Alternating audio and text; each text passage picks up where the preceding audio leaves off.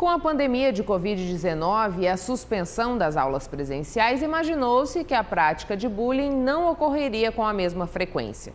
No entanto, o que se percebeu foi que a importunação migrou e agora acontece online e com proporções ainda mais devastadoras. E para falar sobre isso é que converso com a pesquisadora integrante do grupo Pesquisa Qualitativa em Educação e Estudos Transdisciplinares do Grupo de Pesquisa Humanidades e Sociedade Contemporânea do IFMT, Raquel Martins Fernandes. O que vocês puderam analisar nas pesquisas feitas, levando em consideração Mato Grosso? Como que a gente está nesse cenário do bullying, Raquel? Mato Grosso não fica diferente daquilo que são os resultados, né, mundiais em relação ao bullying, né? Então, o bullying existe sim, é uma violência escolar, né? É uma violência que precisa ser combatida. Nós já temos hoje legislação sobre isso, né? Sobre a importância da escola prevenir e combater a prática do bullying, né?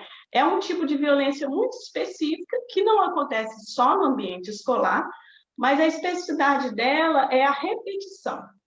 Então, são atos violentos, seja uma violência simbólica, verbal ou física, né?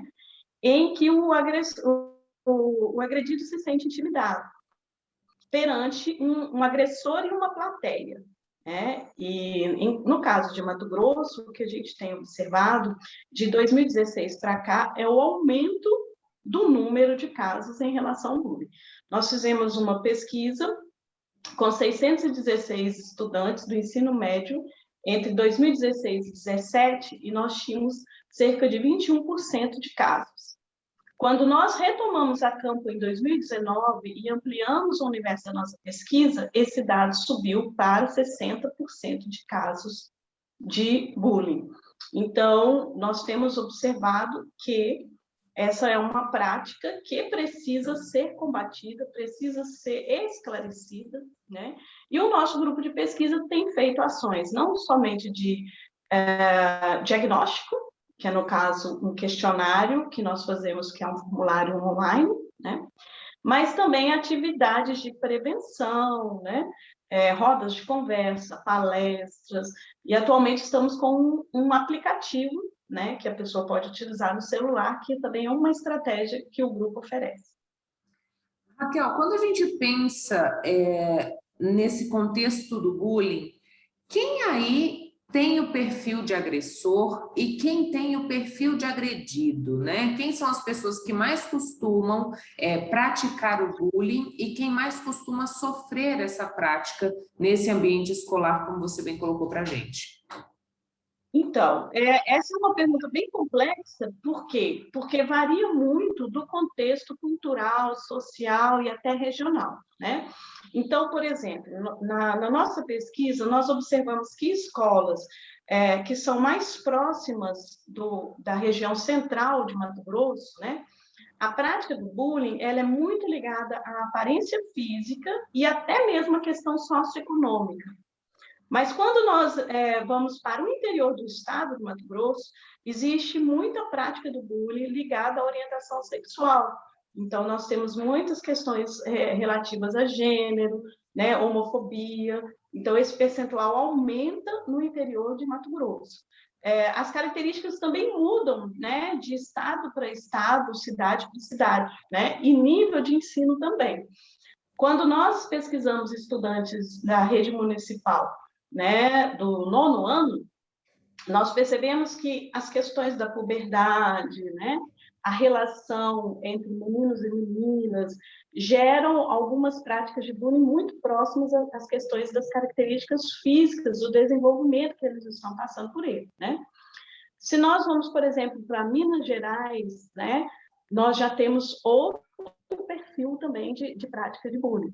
Mas é muito característico no Brasil, né, o bullying relacionado a características físicas, e aí entram as características étnico-raciais e, inclusive, também a gordofobia, né, devido ao padrão estético que nós temos de corpo. Então, é também uma forma de bullying. E no Brasil também, e a nossa pesquisa corroborou com esses dados, nós percebemos muito o bullying no sentido verbal, Então, a prática de colocar apelidos, né?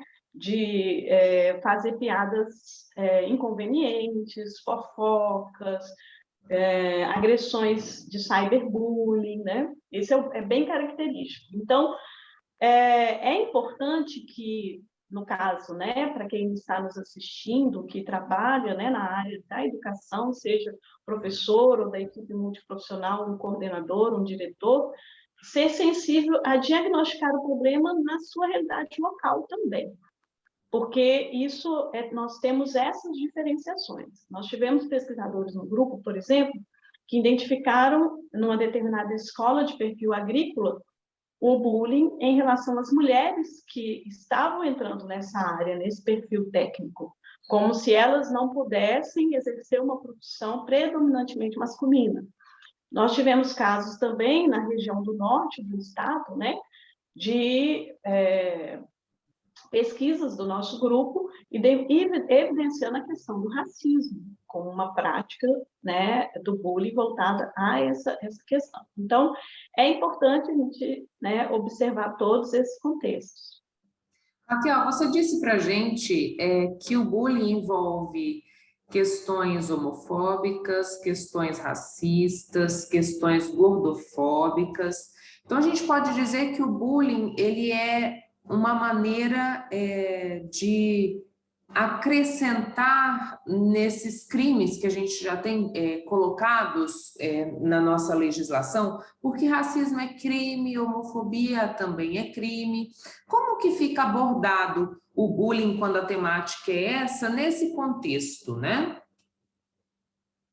Sim, é importante a gente evidenciar isso, inclusive no nosso questionário de pesquisa, nós abordamos também as violências sexuais, né? Como abuso, né, sexual, assédio sexual, enfim. Por isso que nós colocamos como tópico, né, da pesquisa a violação dos direitos humanos e bullying.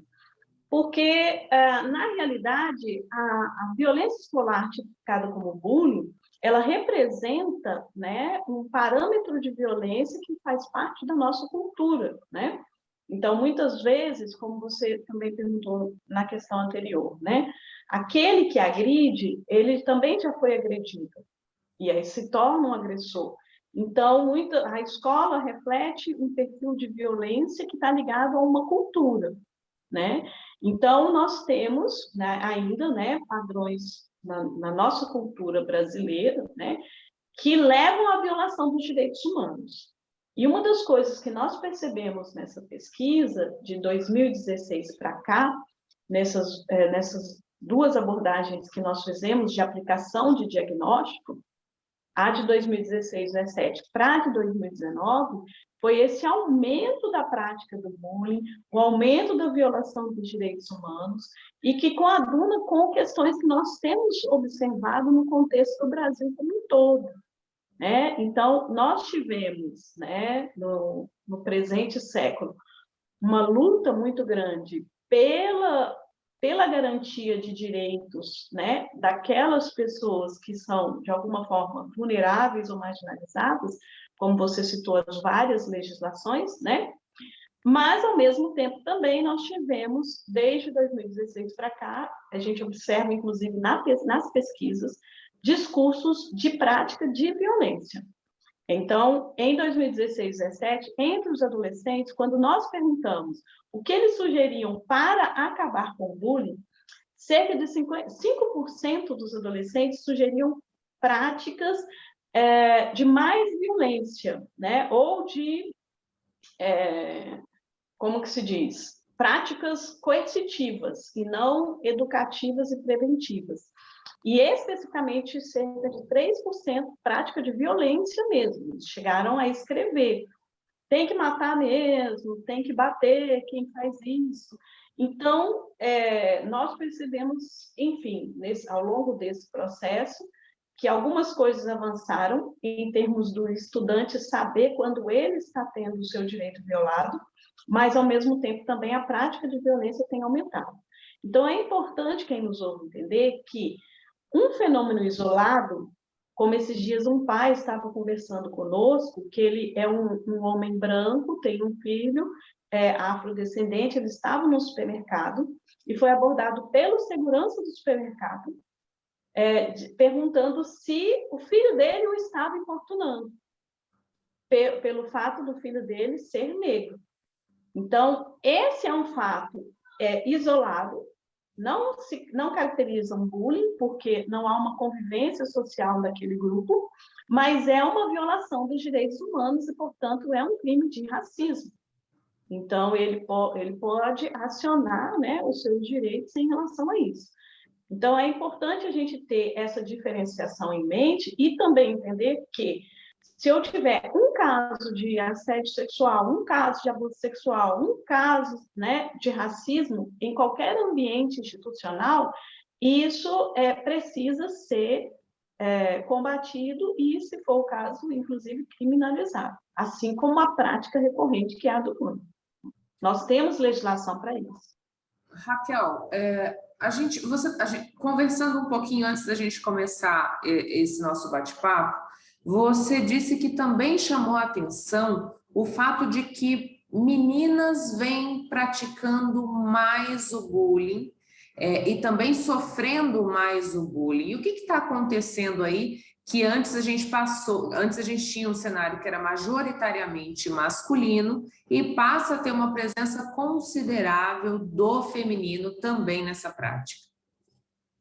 Então, essa é uma pergunta que nós ainda não temos todas as respostas, mas é algo que tem inquietado o nosso grupo de pesquisa, né? Inclusive, nós temos estudantes que estão no mestrado, né, em ensino, né, o PPGEM, que é um projeto em parceria do IFMT com a Unic, e, inclusive, quando começamos a confrontar esses dados, é o que nós estamos procurando analisar agora. Então, o que a gente percebeu da primeira aplicação para a segunda foi isso, né, que no primeiro momento a prática era maior entre meninos, e isso também coadunava com os dados internacionais. E o que tem acontecido, né, nesses últimos anos para cá é que a prática tem aumentado entre meninas. Nós temos também um número maior de meninos participando na pesquisa, né? Mas mesmo assim, o percentual ainda, se for fazer uma comparação relativa, nós temos muitas meninas, tanto no perfil de agressoras, né, como agredidas, né? Talvez isso esteja relacionado com o fato de uma maior autonomia, né, que as mulheres têm tido, no que a gente chama de um empoderamento, mas, ao mesmo tempo, também nos preocupa, porque esse empoderamento não significa também, né, que elas vão tomar um lugar em termos de serem, né, as recordistas em agressão, né, por exemplo.